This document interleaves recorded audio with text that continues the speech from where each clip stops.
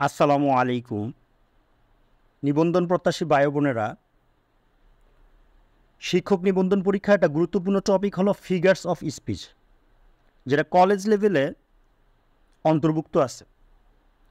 তো এটা কেন গুরুত্বপূর্ণ? এটা শুধু ফিগার্স অফ স্পিচের কোশ্চেন অ্যান্সার করার জন্য গুরুত্বপূর্ণ না। এটা আপনি ব্রড কোশ্চেন, শর্ট কোশ্চেনেও আপনি এই কোডগুলো ইউজ করতে পারবেন, যেটা লেখাকে সুন্দরভাবে প্রেজেন্ট করবে। তো এখন প্রশ্ন হলো, আমি সিমিলি, মেটাফর, পার্সনিফিকেশন এরকম কতগুলো পড়ব? আসলে দেখা যাচ্ছে যে সিমিলি, মেটাফর, পার্সনিফিকেশন, প্যারাডক্স, হাইপারবল এই টাইপের থেকেই কোশ্চেন বেশি আসে।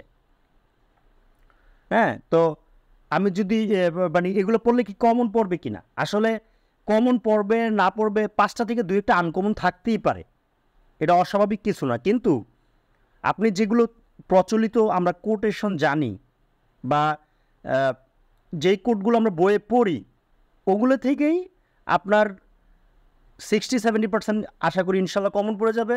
আর আপনি যখন নিয়ম জানবেন তখন বাকিগুলো এমনিতেই পারবেন।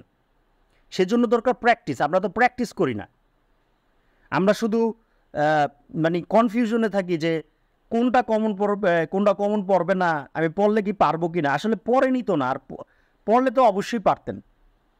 তাহলে আমাদের কি করা উচিত? বাসায় বেশি বেশি পড়া এবং এগুলো লেখা উচিত। যেমন our sweetest songs are those that tell of saddest thought, এই কোডটা যদি আমরা ফিগার অফ স্পিচও পড়ি, এটা একটা অ্যাপিগ্রামের উদাহরণ, তখন কিন্তু এটা আমরা আবার ধরুন অ্যাপিগ্রাম নিয়ে একটা শর্ট নোট আসলে আমরা কিন্তু লিখতে পারি।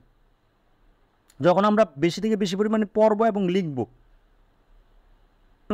তখন কিন্তু আমরা এমনিতেই পারবো।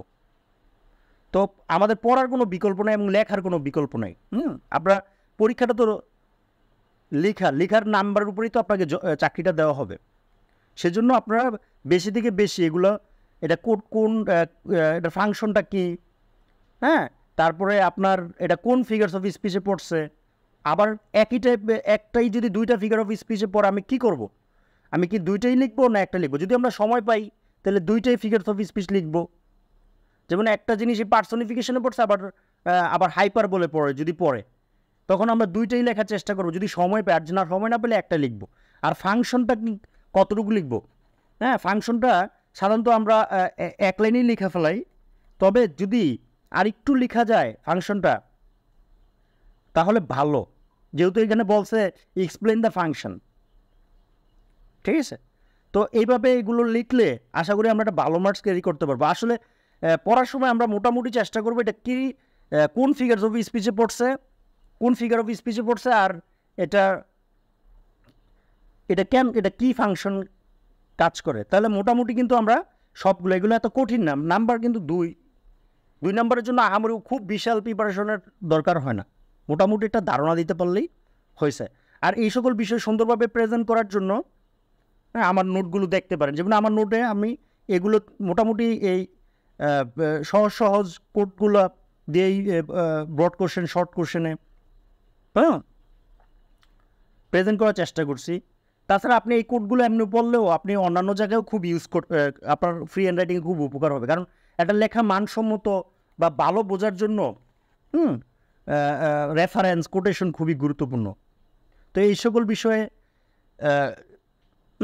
ভালো প্রিপারেশন নেওয়ার জন্য আমার সাথে কানেক্ট থাকতে পারেন।